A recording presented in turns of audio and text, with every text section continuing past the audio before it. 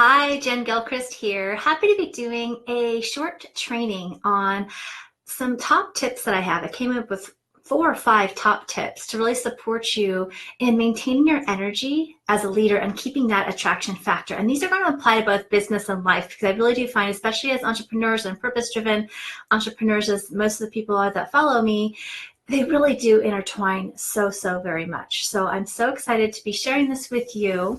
Leading by example, this is part of being a leader, right? That means we go first a lot of times. And so it's really important that we are living, speaking, walking embodiments of our message. And that is really how we're going to inspire change and lead people, kind of like lighting the way for others in that sense, in whatever area of expertise you have. And this can be very true in our businesses, but also very true with our children, with our friendships. You might be the person that people tend to come to in your life for that support, right? Or for that advice. Likely you probably are. Most of the people that follow me are often highly sensitive and empathic. So if you can relate to that, you can comment below. I know I am, and I didn't know that. A big part of my life, for those of you that know my story, I kind of hit my dark night of the soul about age 32 because I didn't know that I was highly sensitive, right? So anyways, this is a really great gift, and I want to share some ways that you can really keep yourself in alignment with your values and your business without burning out, and really attract the right people and relationships into your life. So the first one, and some of these I also would invite you to keep a beginner's mind, because some of these things you might know, you may be doing them, you may know them but not be doing them, in which case it's a validation. And there'll probably be some things that maybe you hadn't thought of that will create that mindset shift. So I do invite you to stay to the end and participate along the way. We're going to kind of workshop a few things. So the first thing is filling up your own love cup, right? This is really important. And this is probably one you've heard of before, but you may or may not implement it on a regular. And that is really all about self-care, right? It's important for everybody, but I definitely believe for the highly sensitive and empathic person, it's become an essential, non-negotiable part of my workday, right? And there might be times that I'm not perfect. It's not about being perfect, but it is something that I can look back and recognize when things start to go downhill. Oftentimes it's because I have let go some of my core foundation of things that I know sustain me. So, and I would love to hear what this is for you. What are your non-negotiables? For me, this includes a lot around getting enough sleep. If I'm not getting enough sleep, then I'm not going to meditate and journal, which is another aspect, right? So for me, it's a lot around paying attention to, are you getting enough sleep? Exercise is a huge way to connect and be present in your body, move out old energy, get those endorphins going and just really feel good in your body. It makes a huge difference and impacts my sleep when I am or am not working out as well. Your morning success routine, if you've followed me for any length of time, I'm a proponent of that morning success routine, which for me involves some form of meditation and journaling, right? Even a small amount of time will definitely do wonders for sure. Pampering the body, right? This is another way when we're going through a lot, when we're speaking on stages, when we're being vulnerable and visible and showing up in ways that are out of our comfort zone, which is pretty much all the time. If you're an entrepreneur, especially if messenger, right? You are out in front. And so sometimes that can be energetically a bit overwhelming. And so pampering the body helps it to feel safe and nourished and kept and well taken care of. And it kind of, you're in partnership, your spirit and your body are in partnership with one another. And when we treat it as such, we will go farther. Much farther together, right? It doesn't get afraid that, when you're doing this big thing, you're going to forget about me and I'm going to crash and burn. No, you're at that point, I would say, like a bonus tip, when you're doing more like events and things like that, put in more pamper time before and right after, right? So that means like massage, pedicure, facials, whatever that is that physically nourishes your body. Hot salt baths is another wonderful way. I also love essential oils. It's an awesome part of my morning routine or all day routine, really. Sniffing oils, right? It feels good. So, and the other thing is connecting with some kind of creativity, right? That creativity is that feminine aspect. It's an important part of opening up ideas, intuition, inspiration, motivation, all of those things. It's important for us to have fun, right? And especially things that can connect us with our passion, our creativity. That could be different for everyone. For me, some of them are like painting. I'm going to start taking some salsa lessons with a friend of mine. writing, whatever it is for you, just adding in something that connects you to your creativity is really huge. So an alignment activity, as I like to call them in my programs, which just is how this kind of worked out as I started brainstorming. I came up with different ideas. And so I'd love to hear, what is your success routine in the comments, or what really are your non-negotiables? Do you have the non-negotiable set up, or is it kind of like these things, yeah, they're great, but only if I have time, will you do them? Right. I know that's how I used to be. I always saw it as, especially as a mom, and it's like you're the natural nurturer, you're doing all these things. And I would always put myself on the back burner. But really what I found is the more that I fill up and nourish my own love cup, the more that I'm able to be a great a leader, a coach, a mother, a friend, a partner. All those things are going to be better for it, because you're going to be present, you're going to be energized, motivated. All of those things is so important to nourish yourself first, so that you can give to others from that overflowing cup and not feel depleted and exhausted, right? So let me know if that resonates for you. The next one is, I've made some notes here because it's easy to go off on tangents. So the other thing is, we have to make so many decisions every single day, right? Every single day. And if you add parenting into the mix, and that's just another added thing that you got to do. You have to make so many decisions just to get out the door. If you're getting the kids to school, what's everyone going to wear? It's just like coordinating all these things in our mind. We make a lot of decisions before we even start our day. So this is also kind of a going back to, this isn't the tip, but it supports the idea of the morning success routine, because the more you have things sort of, just sort of in a habitual, the things that sustain you kind of in a habitual state, you don't have to think about it. You just know that you're doing it. You don't have to make a decision. Am I going to the gym, or am I doing this or that? Like, the more that you are just pretty much clear in those habits, the more that helps you, right? Because then you go into the day fresh, of course, but then you're not also making more decisions and hemming and hawing and feeling bad that you said you were going to go and then didn't go, and all these things start compiling, which takes up a lot of mental and emotional energy, right? So that is just kind of a go back to the other, but also just understanding that, exercise, I'm sorry, I lost my space here. Oh, living in integrity. So the soul success secret number 2 is really living in integrity with both your values in your personal and in your business. Got sidetracked because it also went back to that first one, which I do think is super important. But this one is equally important. And you may have done this before, or maybe you haven't done it for a while. Perhaps you've done it, but you haven't looked at them. But I encourage you to write up a list if you haven't, and read through them, right? Have them where you can see them. This is really a great exercise to do periodically. Like, what are your highest values? Maybe list 10 of your values that are important to you in your business and in your life. You'll likely have a lot of crossover, but also there's oftentimes just a lot of, there might be a little bit of differences, right? In terms of like with team members or whatever that is. And this is going to help you in a couple of ways. Again, it's going to help you not have to think too hard about decisions, about engagements, about opportunities, or just in your day-to-day when you're not sure what to do. When you know and you're really, really solid and clear and in integrity with your values, it makes decision-making a lot simpler, right? You know what that is in that point. Some of mine might be truth, freedom, loyalty, being in integrity with your word. Like, those are some things that are important to me. And the cool thing is when you get really clear about what they are, you can list a bunch out, and then maybe circle your top 3, just kind of start to distill down and think, what are my biggest values, both in business and in life. But in business, using this in your copy, if you're allowing yourself to reflect these in what you're saying and sharing, whether it's in conversation or in your marketing, you're talking about or sharing your message, then you're going to start to attract other people that have similar values, which is really important, right? It's really helpful too, because you'll start attracting friendships, partnerships, and clients that mirror your values. And then it just makes it to be a lot more fun and aligned in that way as well. So let me know how that resonates for you. And I'd love to hear, what are your values, right? I always come back whether you're live or on the replay, because I can't always see messages.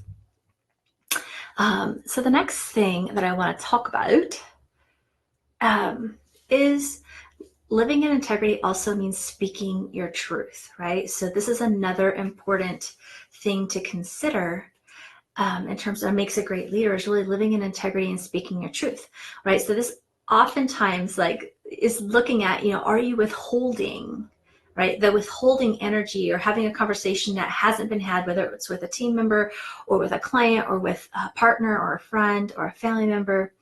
When we have that kind of energy of withholding and stifling our truth, then it will clog up your mind and your energy, and that will be reflected and others will recognize it as well. You'll feel that dissonance and it won't feel good, right? As well, and you'll be likely sometimes to compromise your boundaries, which we'll get to in a moment. That's another thing that I think is very important. But also it's just going to reflect outwards. So just noticing, I find that if you go in with the intention of a resolution, right? If there's something that you want to have a conversation around that maybe hasn't been said, or maybe your spirit is just telling you, share this blog, share this with the world. So obvious, a lot of the things is just being a messenger in the world that we can be kind of like withholding and not sharing because we're afraid of judgment or other things, right? It's like stretching that comfort zone, but also in terms with other people in your life, whether again, it's a team member or a family member or what have you. But if you go into it, I find with this intention of resolution, right? And you go into it with a vulnerable, authentic truth, just sharing, wanting this to be in some sort of resolution, you're going to feel good about saying it, right? About doing it, right? You can't control how others respond or react or what they think or feel.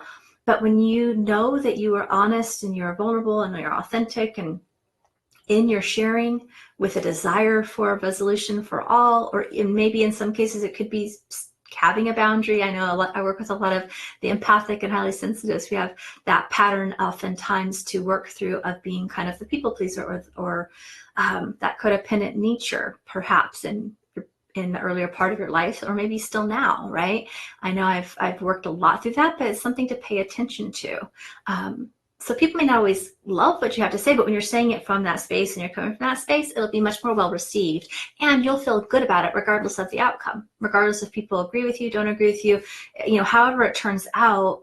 Again, we can only really be responsible for ourselves, but when we're withholding our information, whether it's a message or a blog that we're being called forth to share, or whether it's with another person or having a boundary that needs to be discussed or something that's uncomfortable, or even in intimate relationships, right? Around conversations that could be vulnerable.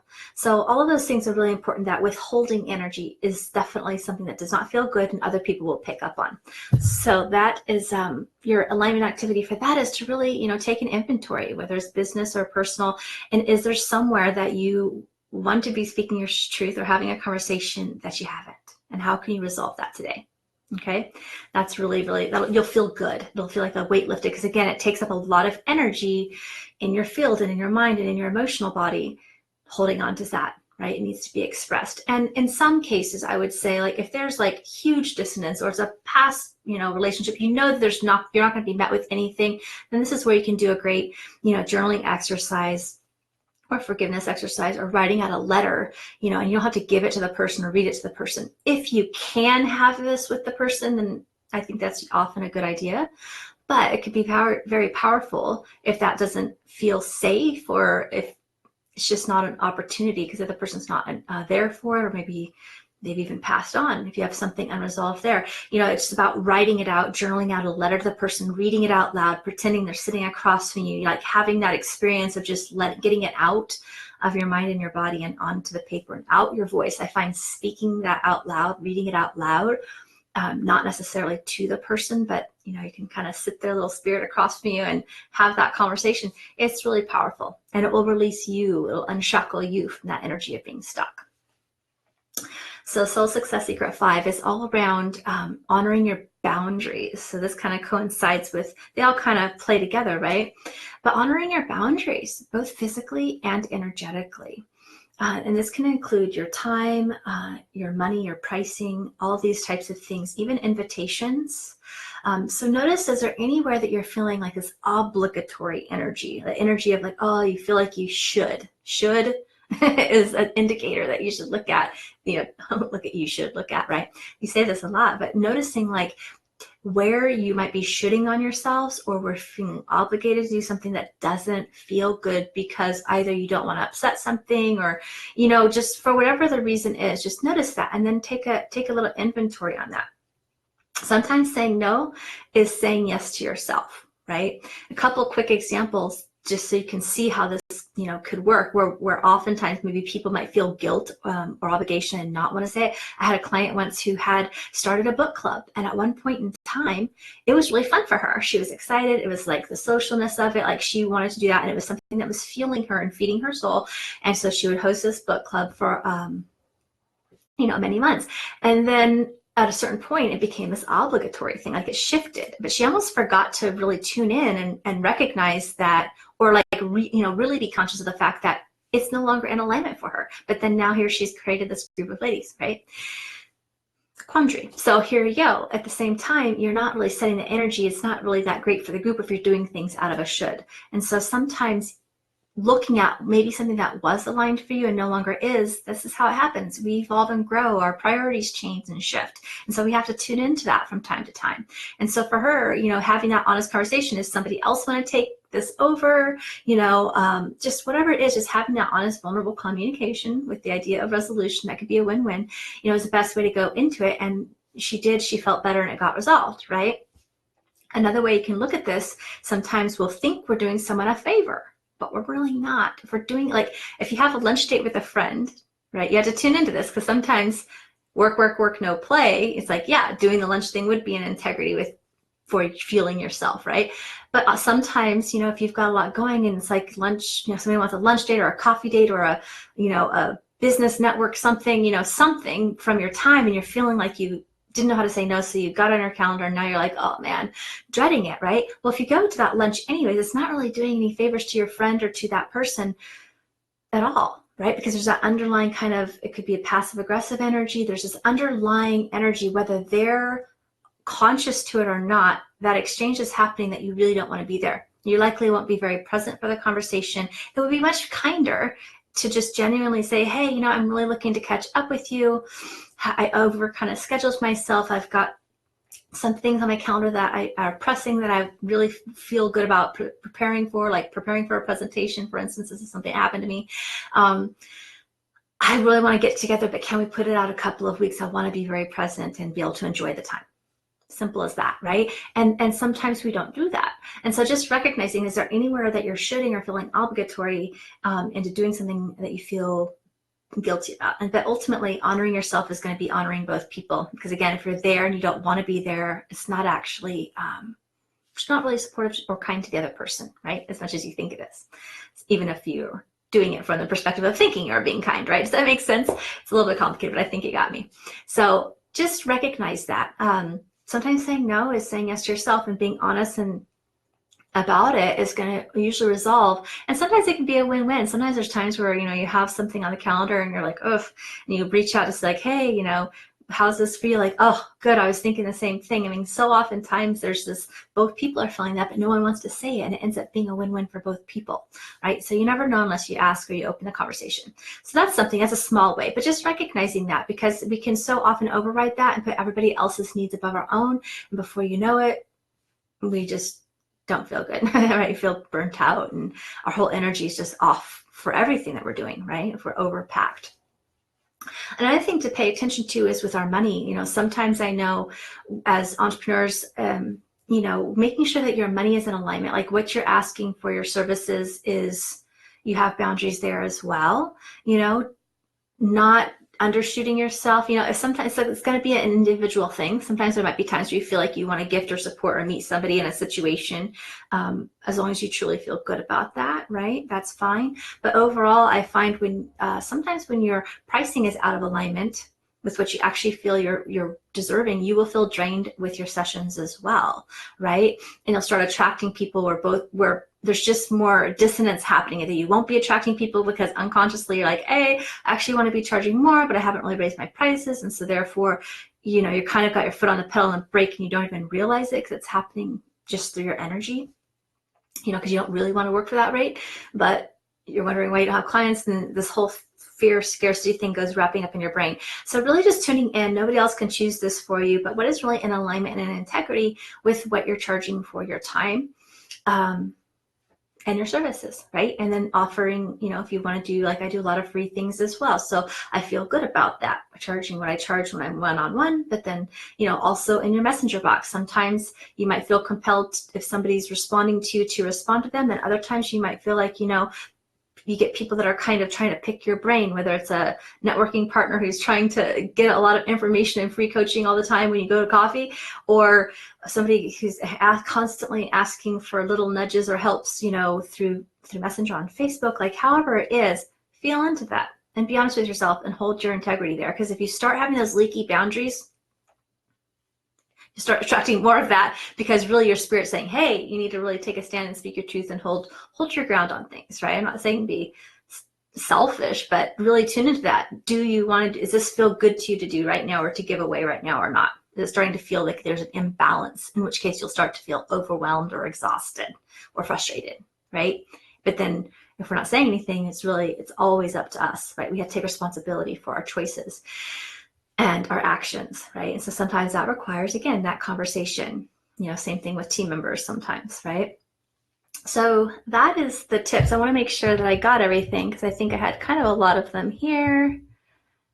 Yes, I think I misnumbered, but there you go. There's lots of information there. I'd love to hear your favorite takeaway or aha, or any comments below on how this was supportive. If you find this valuable, I'd love for you to share this with your friends, depending on where you're seeing it, or invite them to our Facebook group to join us here, as I'll be doing more regular trainings like this in the group. So thank you so much, and I will look forward to seeing you again soon. Bye.